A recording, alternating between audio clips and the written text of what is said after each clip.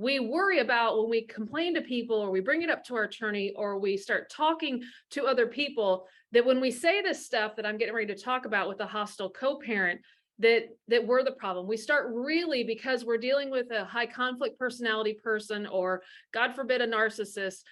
When we're dealing with those type of people, their actions toward our children, eventually with wear and tear, start to make us feel crazy, because it's like so just absurd behavior, bizarre behavior, stuff that you would never say to your children. These people are. Positions you would never put your children in. These people are. Things that children should never hear about, they tell your children. And so when it happens to us so many times in a row, we start to think, gosh, like, he says that I'm the problem. He says that I'm the crazy. He says that I'm the one that's causing all of this shit. Is me bringing up what he's talking about making the situation worse or better? I'm not real sure. And we get to the point where it just, it makes us feel so isolated, like no one's listening, no one cares. And quite frankly, I'm going to be the first one to tell you, the court system does not support people in a situation like this. The court system does not help us parents who know that our ex isn't hitting our children. Our ex isn't physically abusing our children. Our ex is mentally and emotionally scarring our children. We know it. We saw it in our marriage. We saw it during our divorce, and the behaviors have continued on to co-parenting, whether it be to us or whether it be to our children. But today's focus in this training is I want to talk about our kids. And I want to talk about the shit that's getting said to them that they shouldn't have to hear. I want to talk about the stuff, the little drops and the little nuggets of just rude and disrespectful information, or the sit down at the kitchen table conversations that our ex forces our child to have at a young, inappropriate age and dumps on them like they are a peer, or they are a friend, or they're not 7 and they're 27. And tell them things of adult content that are just, it make most people's skin crawl. So if you are somebody that is dealing with that,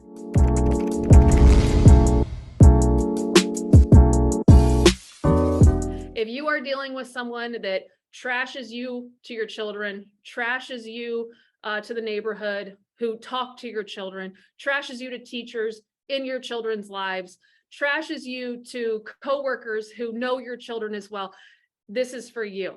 This is near and dear to my own personal story. This is to so many clients. This is to so many people in my support group and my followers who deal with this erratic behavior from the other co-parent, and you know it's happening, and your kids come home, sometimes telling you, sometimes not. You can tell by their behaviors that something's off, something's happening. I don't know what it is. I think I know, but I don't want to ask because I don't want to be that parent, but I know they're feeling weird. This is for you. Okay. Again, I am trained in divorce. I am trained in divorce coaching. I am trained in mediation. I am not a therapist. Have my kids been to therapy? 4 years. Have I been to therapy? Also for years, because of this behavior. And I was at a loss for what to do. I was at a loss for, how do I help them? I don't know. I'm not a certified child psychologist. I'm not a therapist. I know my kids are observing some fucked up shit, and I don't know how to help them. And so here are some things that I've learned along my own journey. I've seen other people do that have been beneficial to my household. And sometimes you just need a refresher. Some of this might be a no-brainer. Some of this might be, like, oh, duh, I knew that. I just need to go back to that. But here's the deal. Here's some hardcore facts. Number one, you never truly know how bad it is for your kids. You have a guess, you have a feeling, your stomach tells you it's pretty bad. But until your kids get to the age to really tell you, and sometimes that's adulthood, when your kids finally truly dump on you some of the things that have been said to them over the years, you are going to be hit with a wave of emotion. For me, it was guilt, like, holy shit, I had no idea. I knew it was bad. I didn't know it was that bad. And it's just to this point where you have to understand, like, if you think it's like on a 7, it's probably a 10. Because what you've caught glimpses of Think about how much shit is actually behind closed doors. Think about how much stuff is really being said to them in the car rides, at the kitchen table, at drop off, at pickup. Think about that. Think about on text message. Think about on gaming units. How many things are really being told to your kids that you have no idea that they're even going that route to get access to them, to dump on them. Who talks to their kid after they have an amazing game, spends the 30-minute car ride home bitching about me? I'm not even in the fucking car, but you bring me up and you ruin a good moment. That's some of your kids' lives, is they want you to take them home because, God damn it, Mom, I know if I have to ride home with him, I'm going to hear nothing but bullshit. That's what your kid is wanting to say, but they can't, right? The other thing is so many people come to me and they say, Sam, I want to file a contempt. It's against our parenting plan. It's against that paragraph where we both agreed not to do this. You're right. It is. It is. And in family court, a contempt charge is a fucking slap on the wrist in most cases. And it's sad as sad can be. Am I saying not file a contempt? I'm not giving you that legal advice. But what I am telling you is don't bank on that. Don't think that that's going to be the tell-all be-all that's going to get them to stop. Just because they hear it from the judge doesn't mean it's going to stop. Just because you send a really shitty email isn't going to stop. Just because your lawyer threatens to file a suit doesn't mean it's going to stop. They will never stop. This is truly what they fucking believe to be real. Hear that clearly. This isn't some like game in their head. They truly believe that you are out to get them, they are the victim, and they will stop at nothing at telling your child how horrible you are. How fucking horrible you are. I mean, I still can't wrap my head around it. But this person will go out of their way to make your children pick. Literally pick. They will tell your children things that are just unfathomable by a normal human being. But no matter what you do, you can't stop it. But the one thing I know for a fact as well, which is a good point, is that your children have no choice but to age up and grow up. They have no choice. It's science. They are going to mature. They're going to get older. Their frontal cortex is going to develop. They are going to be able to put all the pieces of the puzzle together without you fucking saying a word. Without a word. They will be able to look and spell out everything they need to. They will be able to look at a situation and go, that does not add up. Oh my goodness. Now it makes sense. Now, for some of you, your kids may do this at a really young age. Some of you, it may take years. Some of it, your kids won't be till adults, but no matter what, your kid will grow up. And it will stop when your kid implements the boundary. Some ages are different. Okay. Now, what do we do in the meantime? Okay. I have 10 helpful hints, and hopefully you walk away with one or two that stick. Okay. One or two that stick. Number one, as the parent that is the safe parent, you have a safe household. Your kids are free to have their opinions, their choices, all with boundaries, right? We're not having a free for all, but your kids you're trying to treat them as normal as possible. That's the number one thing. Keep kids for as long as humanly fucking possible in your house. Don't put them in a situation where they have to be an adult and hear adult conversation at the not safe house and then come over to yours and it's a fucking therapy session and they're having to have adult conversations over here as well. Let your kids be fucking 7. Let them be 15 and have boy problems and girlfriend problems and passing a class issue and learning how to drive. Let them worry about age-appropriate kid shit as best you can. Do not force an agenda to counteract the bullshit happening over here. Do not go out of your way to try to fix a fucked up wrong that you have nothing to do with. You are not running your mouth. You are not doing anything at this house. So don't try to fix it because go back to the facts I mentioned. You can't stop it. So don't try to make your kids grow up. Keep them kids as long as possible. Before you open your mouth, I know there's shit you want to say. Believe me when I say, I know there's shit you want to say. You have to stop and think, is this age appropriate? Should I be talking about this shit with my kid? Does this need to be happening right now? And I'm going to tell you, most of the time it's no, but you feel this need to correct a wrong that you didn't fucking wrong. So keep your kids as long as possible is number one. Number two, do not ever engage to the ticky-tacky back and forth. And again, you know this one. Oh, dad said you're fat. Dad says you're taking all of his money. Dad says that he doesn't get visitation because of you. Well, you want to know what the truth is, kid, is that no, we are not going to lower ourselves. We are not going to play that game because he's trying to bond with our child about toxic shit about me, I'm going to do the same thing. Now he's no better than me. Even though mine might be accurate, mine might be documented in court, mine might be 100% true. Me playing the same game makes me just as dirty as him. Don't engage. Don't engage because your kid subconsciously is keeping tally, going, man, dad talks mad shit about mom. But mom does kind of mention stuff about child support and not coming to my games. And she does mention that he's always late, and slowly but surely, you will be on the same field if you open that door. Do not engage in anything like that because that's what they want. They want you to then sound just as bad as them because so then all the things they're saying about you is true. I bet your mom's bitching about child support. Bet your mom's bitching that I didn't come to your soccer game. Bet your mom's bitching that I was late last week. Shit. How did he know that? So if he's right about that, then maybe he is right about that. Shit. Now you confuse the hell out of your kids. So don't ever stoop to that level. Number 3, stop helping your ex not fail for your child. And for some of us, this makes me sweat saying it. So Sam, you're telling me you want me to not remind him of things. You want me to not make sure he brought the right equipment. You want me to make sure that he doesn't order pictures. Yes.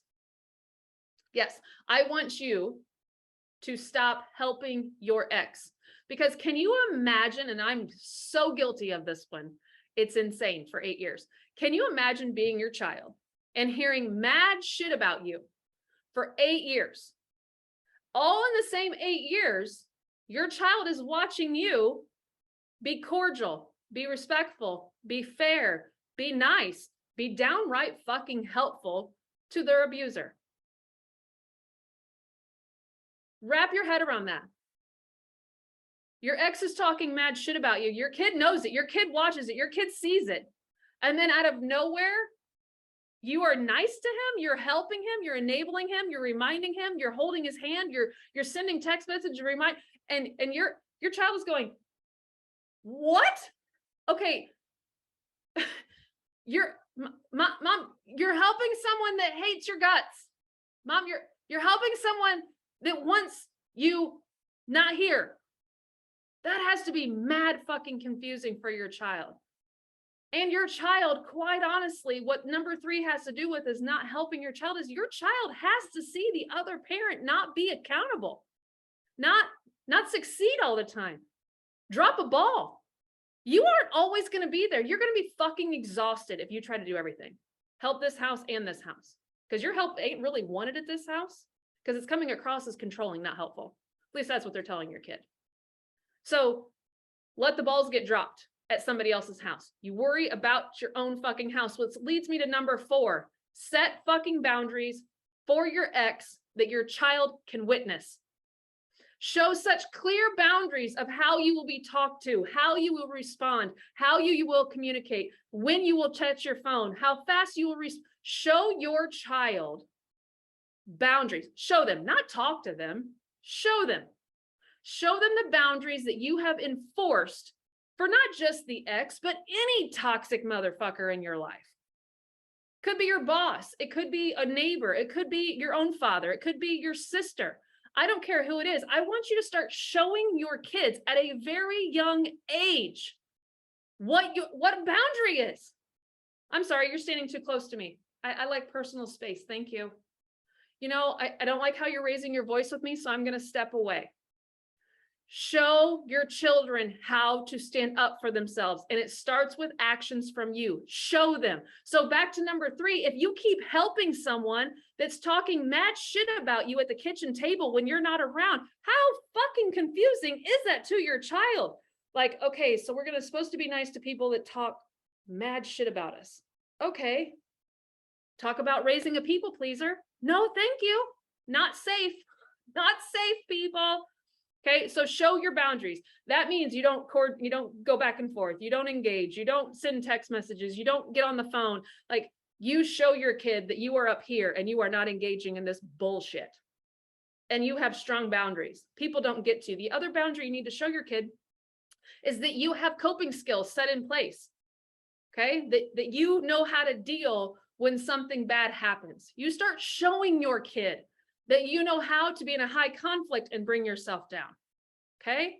Number 5, your kids will dump on you this information. They will dump, they will word vomit. All this stuff happens. Sometimes kids are completely silent. They don't say a fucking word. They don't tell you for years what's going on at the other house. They don't tell you because they're scared, number 1, of disappointing you. Number 2, they're scared that you're going to get mad and go say something, which will start fucking World War III. They feel guilty because maybe they've participated in it a little bit just to survive. And there's a multitude of reasons. So sometimes kids won't share what happened at that house. But if they do, I want you to practice the fucking neutral face. Nothing breaks this bitch. I'm neutral. I don't go, oh my gosh, he said that?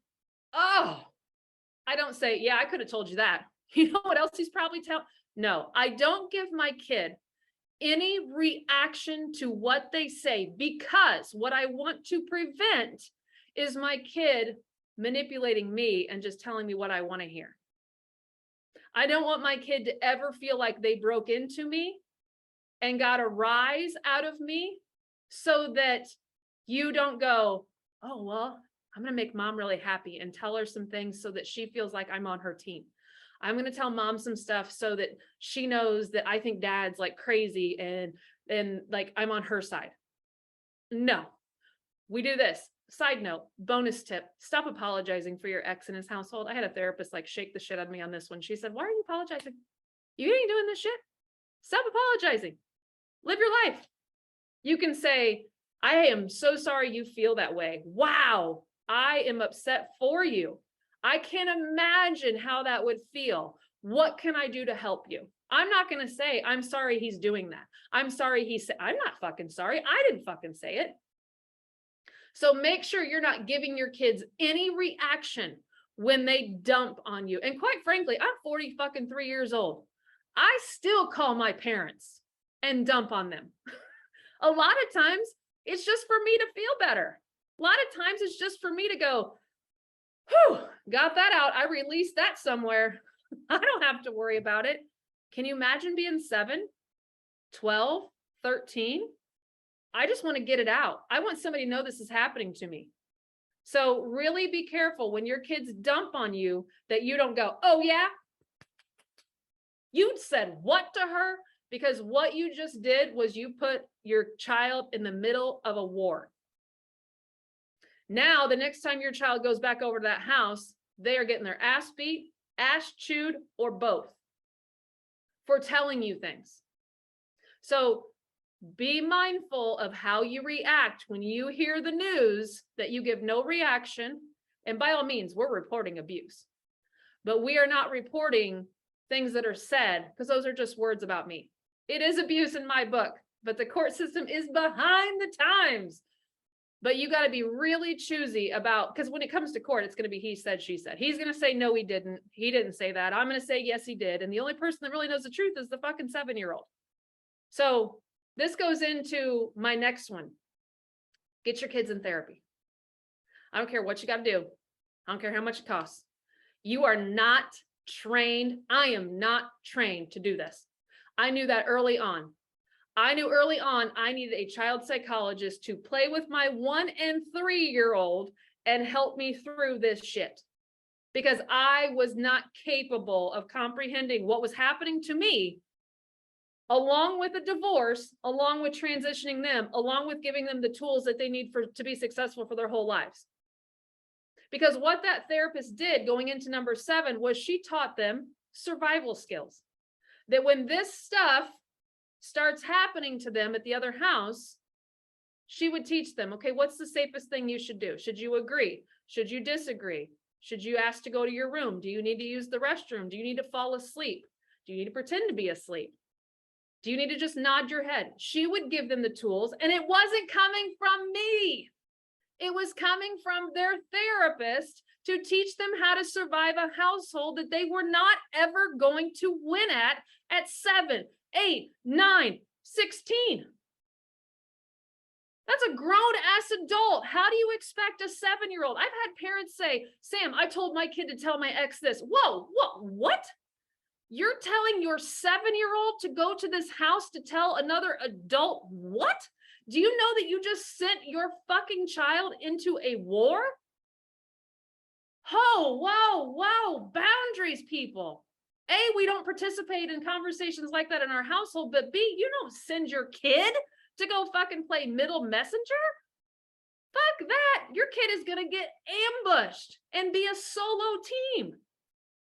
So get your kids in therapy because they can teach survival skills. And what I mean is when your ex goes on a fucking rant, you know the rant, usually about money, usually about holidays, usually about visits, whatever it is. Your kids have the ability to have one-liners. They know, like the safe thing to say, I know, Dad, that must be hard. Give them what they want so we can move on. It's not your kid's job to stick up for me in that house. It's not the 7-year-old's job to go, no, mom's not fat. I mean, she's a little heavy, but she's not fat. It's not the 7-year-old's job to say, well, she uses the money for what? No, not your place, child. Going on to number 8, you and the therapist, if you can't afford therapy, you need to figure out how you help your kid cope with this shit. Not just at your house when they come home and they're having tantrums, they're throwing fits, they're giving you attitude. Sometimes they're hitting you, sometimes they're biting you, sometimes they want to eat you out of house and home. This is their body of saying, I have toxic shit in me I've listened to for 3 fucking days and I don't know how to get it out. So I'm going to yell at you, Mom. I'm going to bitch at you, Mom. I'm going to throw shit across the room, Mom, because I've heard nonstop bullshit for 3 fucking days and I don't know what to do with it.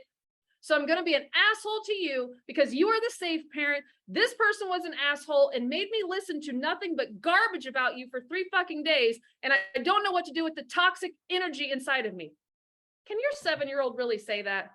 Fuck no, they can't. So instead they bite you, they hit you, they lash out, they do all these things. And then you're like, why is my kid such an asshole to me? It's because you're safe. It's because you are the person that is safe. You are the person that they can be themselves and let it fucking out. And I'm getting goosebumps. And just be themselves and go to get fixed. You are their love language fixer. You are the person they go to say, I'm broken, fix me. I've been hurt, fix it. But they don't know how to say it. I used to think my kids just hated me. I'm like, God, they come home and they fucking rip my ass. Like, what the hell happened to them this weekend? I know now. I didn't know then. I took it personally. I took it so fucking personally. And it was their little fucking bodies going, I don't know what to do with this. So we had to teach them through therapy and myself, learning, researching, Pinteresting, I read books, I read seminars. What do I do? And that's a whole nother lesson, but I will tell you this, you have to teach them how to release the toxic energy they listen to, sometimes telling you, sometimes not, but it's in there. How do you get it out? It could be, I had a kickboxer for a while. I had a kid that threw forks at trees for a while. I'd put a line of nails barely in a board and he'd take a hammer and beat the shit out of all the nails. Like, we did a bunch of shit to let it out. We listened to music really loud. I could go on and on about all of that to help them, but you got to figure out what works best for your child on releasing that energy when they come back to you. The other thing you got to do is so important.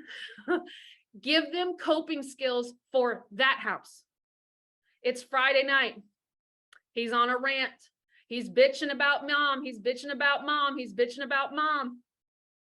What's your kid going to do?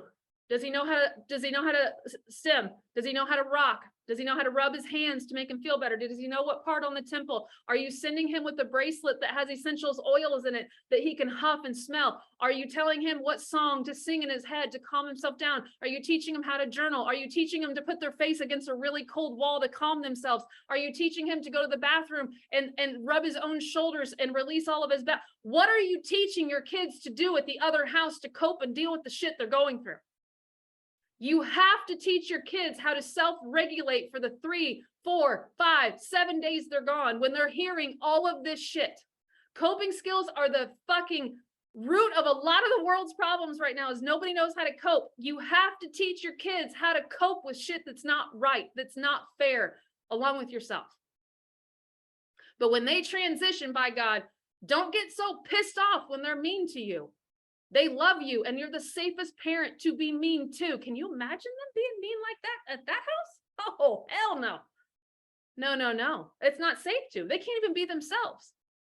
Okay? So coping skills is number 8. Number 9, give them a voice that empowers them.